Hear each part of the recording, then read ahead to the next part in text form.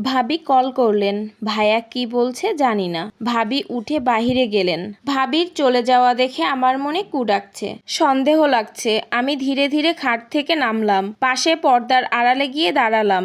ভাবি কথা বলছে আস্তে আস্তে, আমি কিছুই বুঝতে পারলাম না। তাদের লুকোচুরি দেখে আমার ভয় বাড়ছে। যে কি এমন কথা যে আমাকে জানাচ্ছে না? আমি স্পষ্ট শুনতে পেলাম যে ভাবি মাকে বলছে যে সুমাইয়া যদি জানতে পারে যে নিশান ওকে ঠকিয়ে অন্য মেয়েকে বিয়ে করেছে, ওর অবস্থা কি হবে মা, বুঝতে পারছেন? কথাটা শুনে আমার শরীর ভূমিকম্পের মতো এক ঝাঁকুনি দিল। আমি টের পেলাম পুরো বাড়ি যেন আমার চারপাশে ঘুরছে। সবকিছু অন্ধকার লাগছে, নিজেকে আর স্থির রাখতে পারলাম না। আল্লাহ গো বলে মাথা ঘুরে পড়ে গেলাম সেই জায়গায়। চোখ খুলতেই অনেক কষ্ট হচ্ছিল, তারপরও অনেক কষ্ট করে চোখ খুলে দেখলাম নিজেকে একটা অচেনা জায়গায়। চারিদিকে আমি চোখ ঘুরিয়ে দেখলাম আমি হাসপাতালে। তারপরে মনে পড়তে লাগলো রাতের ঘটনা। স্লাইন লাগানো আমার হাতে, পেটে হাত দিতেই আমার আত্মা শুকিয়ে গেল। পেটে আমার মানিক নেই, পেট খালি। জোরে কান্না করে উঠলাম। তখনই নার্স আসলো রুমে। তখন জিজ্ঞাসা করলাম আমার মা কই, আমার বেবি কোথায়? নার্স বলল আপনি কেবিনে আছেন আর আপনার বাড়ির সবাই আছে এখানে। আর আমার বাচ্চা? আমার পেট খালি কেন? নার্স চুপ থাকলো। আমি নার্সের চুপ থাকা দেখে আমার স্যালাইনটা টান দিয়ে খুলে ফেললাম। নার্স শক্ত করে আমাকে ধরে রাখার চেষ্টা করেও পারল না। চেঁচিয়ে উঠল, রোগীর লোক কই, পড়ে যাবেন তো আপনি। আমি চিৎকার করে মাকে ডাকলাম। ভাবি দৌড়ে এসে আমাকে ধরলেন। তুমি উঠছো কেন? আমার ছেলে কোথায় ভাবি? সে আছে, তুমি বসো তো এখানে, বসো। তোমার যা অবস্থা এই অবস্থায় উঠছো কেন? দেখো তো হাতে রক্ত বের হচ্ছে। মা আমার দিকে তাকাচ্ছে না, মুখ ঘুরিয়ে আছে। কেঁদে কেঁদে মাকে ডাকলাম, মা তাকে আমার কাছে এনে দাও। তাকাও না মা আমার দিকে, তুমি মুখ ঘুরিয়ে আছো কেন?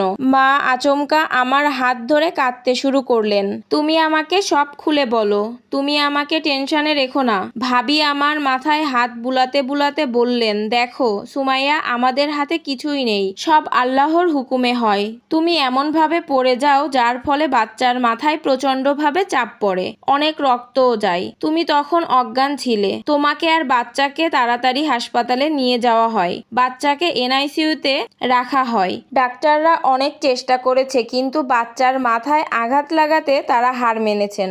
ঘন্টাখানিক আগেই তার নিঃশ্বাস বন্ধ হয়ে যায়। আমি পাথর হয়ে বসে থাকলাম, বুঝতে পারছি না আমার সাথে কি হচ্ছে। তখন আমি আবারও চিৎকার করে উত্তেজিত হয়ে গেলাম। সবাই তখন আমাকে ঘিরে ধরলো।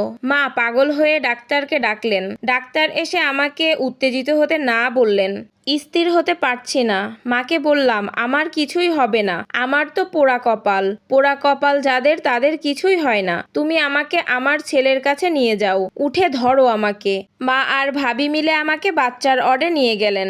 আমার কলিজাটা ঘুমিয়ে আছে অচেতন হয়ে। কি সুন্দর চেহারা আল্লাহ দিয়েছেন, মাশাআল্লাহ। তার কাছে গভীরভাবে দাঁড়িয়ে আছেন আমার বাবা আর ভাই। আমি গিয়ে বাচ্চার কাছে বসলাম, হাতে পায়ে পাগলের মতো চুমু খেতে লাগলাম। ফুপিয়ে ফুপিয়ে কান্না তো আছে।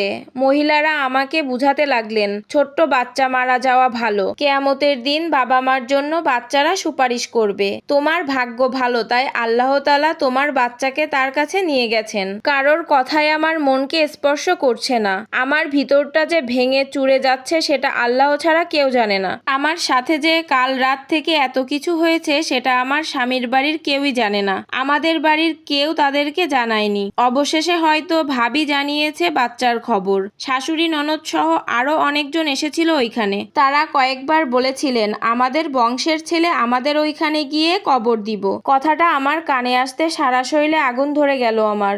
গলা উঁচু করে বললাম, ও আমার ছেলে, আমার পেট থেকে হয়েছে, এটাই ওর বড় পরিচয়। ওর বাবা নেই, ওর বাবার বাড়ির কেউই নেই।